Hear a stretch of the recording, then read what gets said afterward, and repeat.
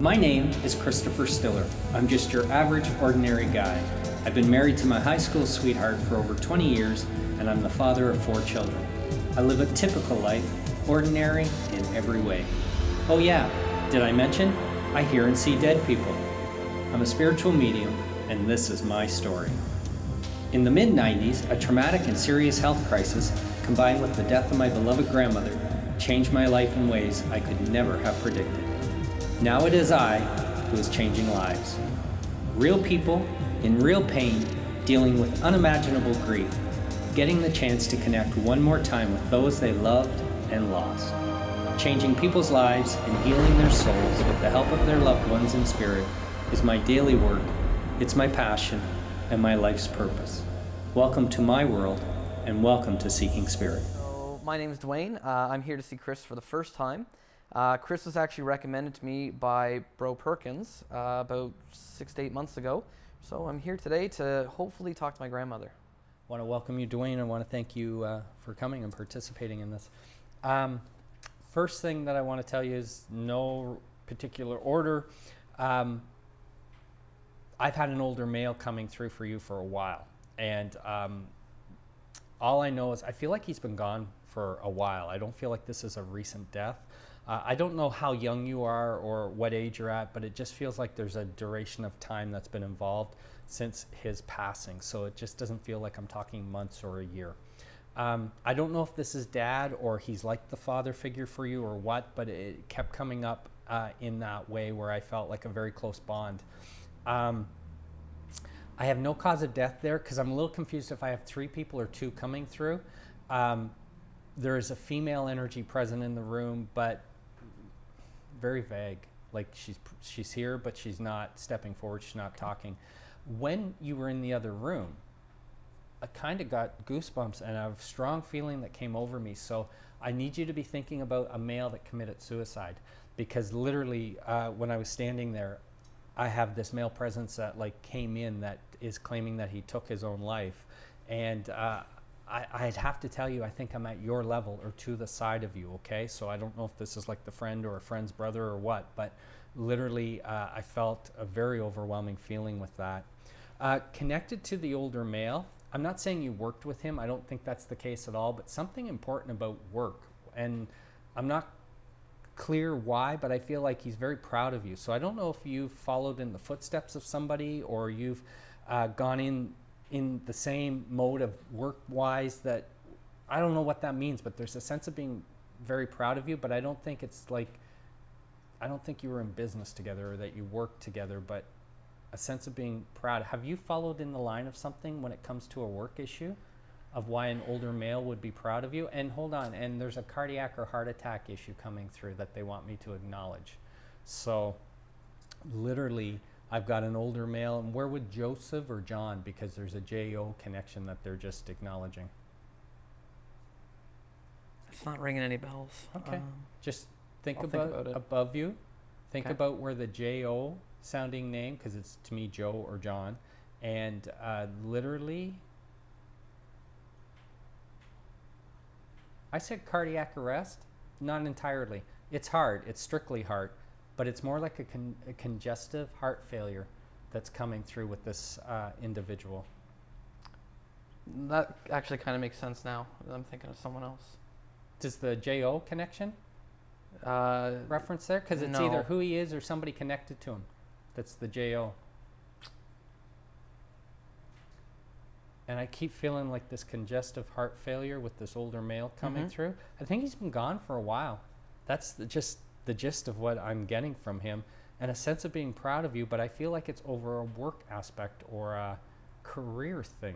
Okay. So, I mean, that's general, could apply to anybody, but he was saying it even long before he got here, this older male, about being proud and some kind of a work thing.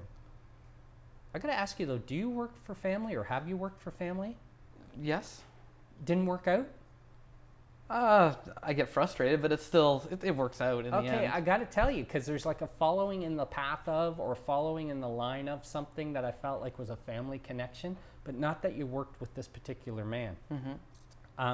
But literally, I feel like he keeps making reference to this. I keep getting like the failure of the heart and the health baggage that comes with that. But it doesn't feel like a quick, sudden death through cardiac arrest. And I'm just going to ask you if you would understand the male that asphyxiated himself, because there's like a breathing in and then choking that's happening. Yeah. Because he's coming through. This to me would be the suicide, okay? And you might be shocked, or you may not be shocked, or you may wonder, why would he come through? I don't know, but he is. That's all I can tell you. So whether he breathed in some kind of gas fumes or inhalation of something, but I feel like something, and then the choking, and then he ended his life coming through. Do you still have ties to family or a circle of friends or something connected to this individual? I think loosely we still do, yeah. Okay, because all I know is he seems to be coming through.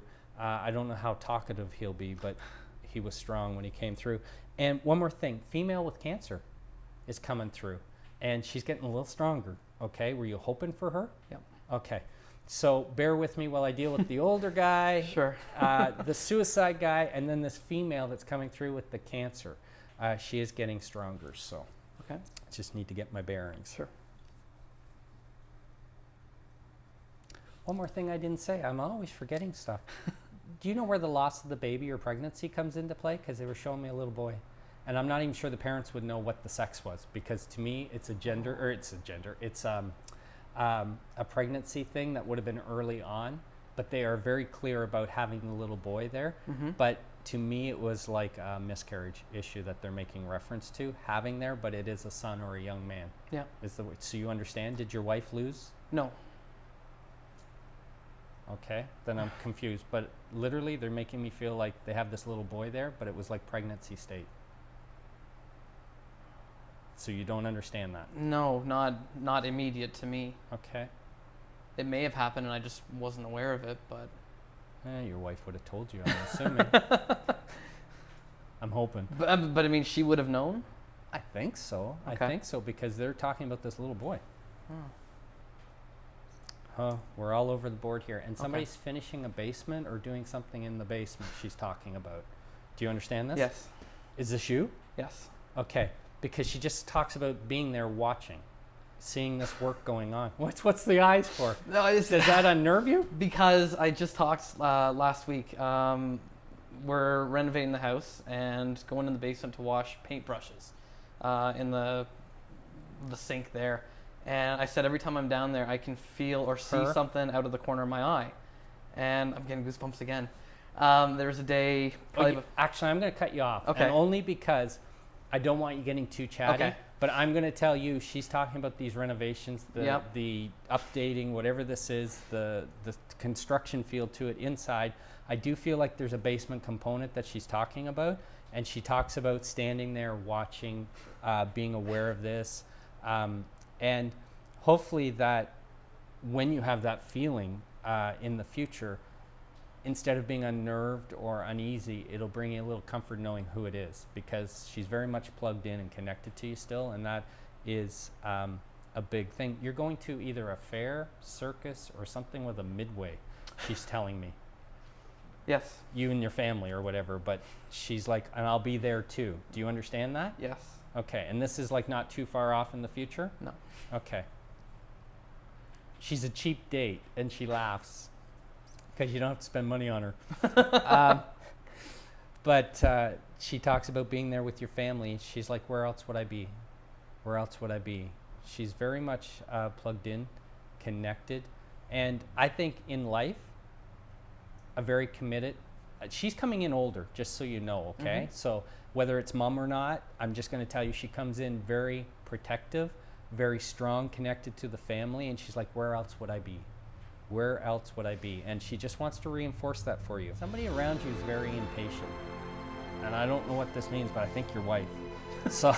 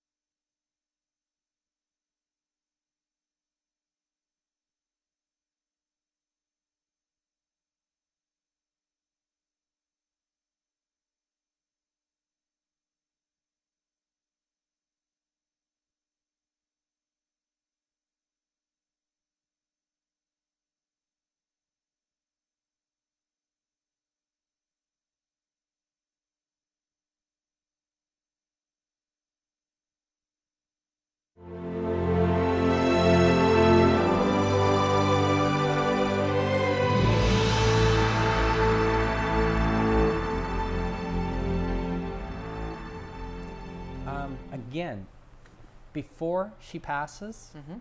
something what I would call I would call it devastating happens, but it's not her death. Like her death is devastating, Right. don't get me wrong. Prior to this, something else happens when she's alive that I feel like is a very hard emotional thing for her to go through, and people feel sorry for her. Yeah. And I'm not quite clear what this means. Is there either, and I don't know if it pertains to her directly, was there a breakup, or was there something where somebody like leaves the scene or is not around that people feel sorry for? Because I feel like she's not talking about her death. It feels prior to or prior to this, that is there a reason why a male would have left or walked out or exited something, or why I feel like absent from? Yes. Because I don't know what this means, but she's not a complainer at all. She's not a victim. She doesn't try to, sympathy is the last thing she wants. But there was something emotionally difficult or hard for her to deal with. And people felt sorry for her at this point in time, but I feel like she moved past it, but it just feels like a kick in the gut. Does that make sense? Yes. Okay. And then, like, we can move later on to her death and how difficult that is for people. But when I say this, I don't say it wishy-washy. She's strong. Not even just her communication skills today in life, Mm-hmm. dealing with what she had to deal with, tough. She's tough. Yeah. And she has, I will call it brilliance in the way that she chose to deal with it, confront it head on, and I shoot myself in the foot so often because I want to be so specific at times, and I feel like I'm not. But did she lose her hair? Yes. You would think, and people watching this will think, well, people with cancer lose their hair. Right. Let me tell you, in this day and age, that isn't the case. Some do, many do not. The chemos, the treatments. But she makes me feel like bald as a cucumber. But the way she embraced this is what she's talking about. And she's proud of her conduct. Now, she's not trying to toot her own horn or anything, but do you understand Yes. that? Like, some people would be very, whether it's ego or pride or dignity, would be devastated by that. I don't think it's easy. It was no walk in the park. She didn't hide from it. That's the feeling. Do you understand her? Yes. Because she's like, well, it is what it is, and I kind of earned this, so I'm not going to get some ugly looking wig or something to cover it. Do you understand? Yes. So she's very, it sounds self-serving, but it isn't. But she's like, I'm very proud of the way I handled myself with that.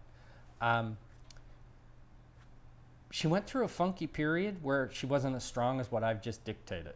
And it's leading up to the death. And she wavered a bit on something. And she's not proud of that aspect. But then I feel like, and then I come back online again. But something really rocked her to her core as she got closer to the time frame of her death. She's very thankful for the support around her during this. Like, this is something that is said a lot, but it is always heartfelt. I think it's human nature to think we didn't do enough. And I think it's their purpose to set people straight that it was fine, that it was enough. And she is not going to say you did enough. I do believe that. She just makes me feel like she is so content with the way that it went down. Okay? Okay.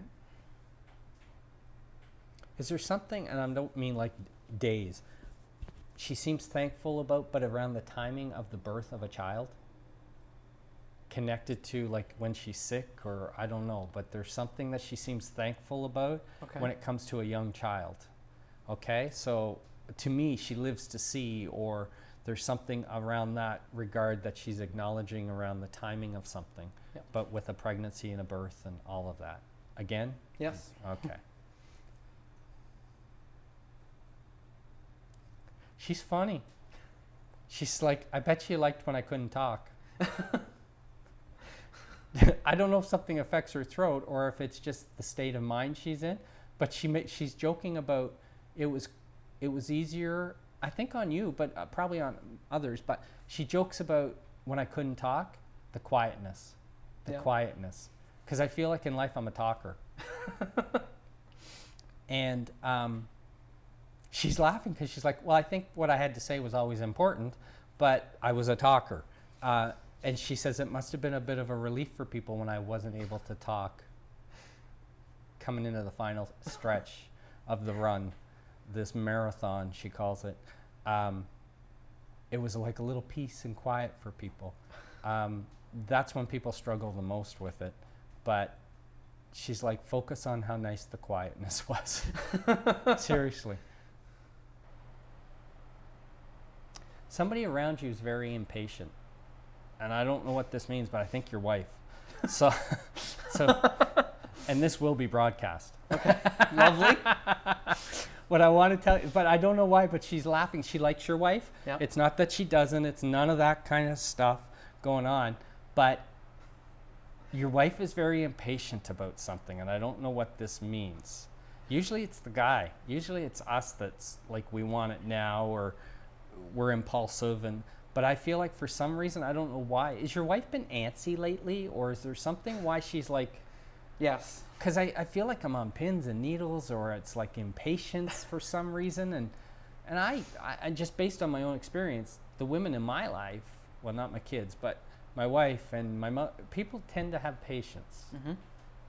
I'm not getting that with her in the way that I feel like this mother figure is talking about. Does that make sense? Yes. Okay. This will not be a character trait or a lifelong thing. It's going to end, this antsiness, this. Right. So I don't know when, but it doesn't feel long. Okay. Just so you know, and hopefully that will help her. But that's not news to you. You understand that? I do. Okay. Can I just say, whatever this state or stage or whatever this is for her, she's not at her best. Okay. So, well, that's what I'm hearing. Quote unquote, she's not at her best. So I feel like even when she looks back on this stage, she'll be like, I didn't handle that well. Because I don't feel like she's being her typical self. Right. And she's probably going to try to kick herself in the butt afterwards thinking, I should have had more patience, or I should have not bit off people's heads, or whatever this is, I just feel like she's just not at her best right now. And she's got to cut herself some slack. But it just seems like a time durational thing, and then it's over. And then she'll be like back to who she is. Okay. Is it hormonal for her, do you know? Yes. Okay. Part of it. Part of it?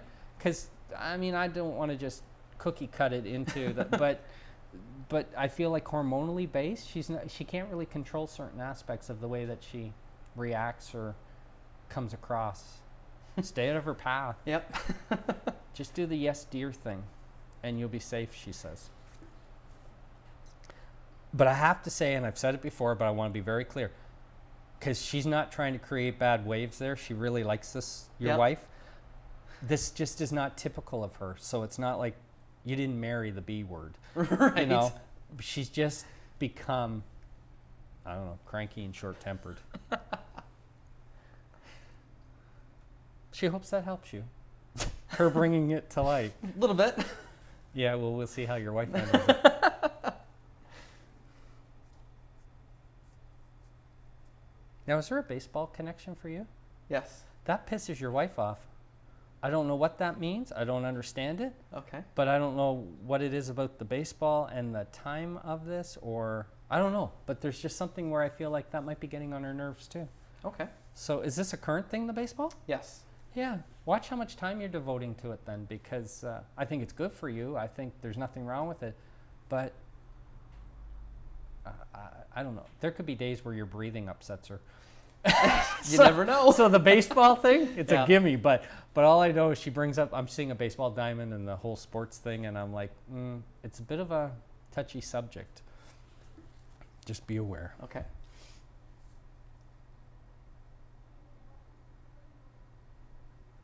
This is this didn't come out in the first reading, and it's the first I'm saying it to you. She just dropped the L word. She says, I love you. I love you. I think you know that, but she's like, she wants to say it. And whether it sounds rehearsed, whether it sounds like canned copy coming out of my mouth, she doesn't care. She didn't want the reading to unfold without it being stated. I am curious, did somebody think she had passed at one point, but technically hadn't? Because I don't know if she's scared or unnerved somebody, but she's laughing about this. Yes. And I mean, there's nothing funny about it, and yet she's like almost peeing herself laughing here. Yes. Because it's like, I didn't mean to scare you guys.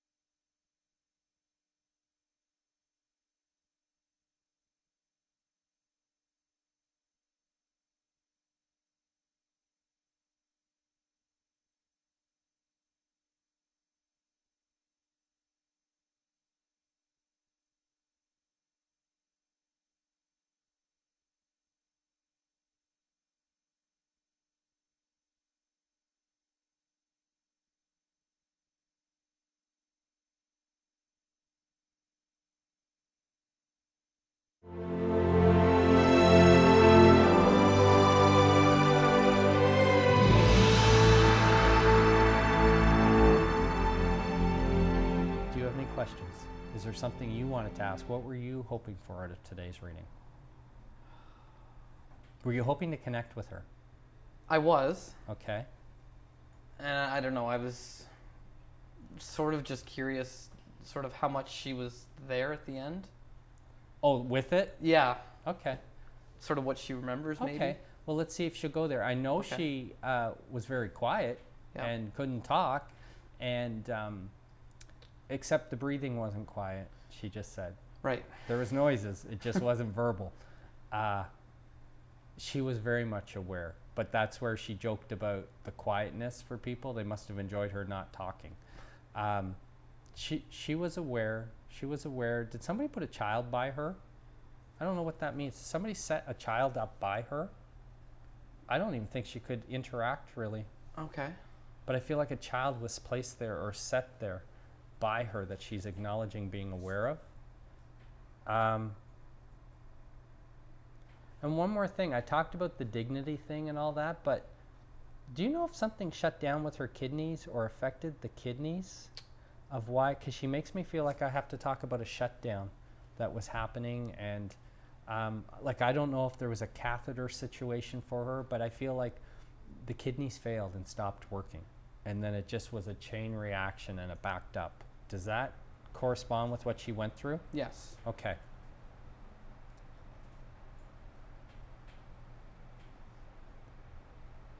Don't say how or what. Do you know where the cancer originated? Yes. Was it breast? Yes. Because she just said friggin' boobs. If it wasn't for the friggin' boobs, because then I just feel like it metastasizes. It just spreads. But she's like laughing about it because it's like a very important part of the anatomy for us men. And yet she's like, friggin' boobs. So she jokes about it. I got to tell you, she wasn't fond of them to begin with. That's what you just said. I wasn't even fond of them, and then they're to my downfall. Oh, it's funny. Is it? Yeah. Is this something she would have referred to in life? I don't see her saying that in real life, but I kind of. Why is it funny? Because she's like, I wasn't even that fond of them. Like, they're in the way. And then it's like, and then they're my downfall. And she's just like, if it wasn't for the boobs. And then it just spreads. I don't know where it spreads. I do know the kidney shut down. She does, she's getting more specific into that stage of it. And what I'm saying makes sense? Yes. Okay. I am curious. Did somebody think she had passed at one point, but technically hadn't? Because I don't know if she's scared or unnerved somebody, but she's laughing about this. Yes. And I mean, there's nothing funny about it, and yet she's like almost peeing herself laughing here. Yes. Because it's like, I didn't mean to scare you guys. But when you're fighting for breath and then it becomes shallow and then you go like a minute without breathing and then all of a sudden they think, oh, she's gone. And then it's like, and then I unnerve them and that's the last thing I meant to do. But she finds it funny now. So you understand that scenario? Yes. Okay. That was like overwhelming. That was so cool. There were so many things that got brought up that I was like, I hope to hear from certain people. And the one that I came here to hear from, I got to hear from her. So I was really happy to hear that. The couple others that came through, I'm like, oh, if they are who I think they are, very interesting connection that, and like Chris said before, like it might be someone you worked with, something like that. So it's kind of cool because I never would have thought they might have come through.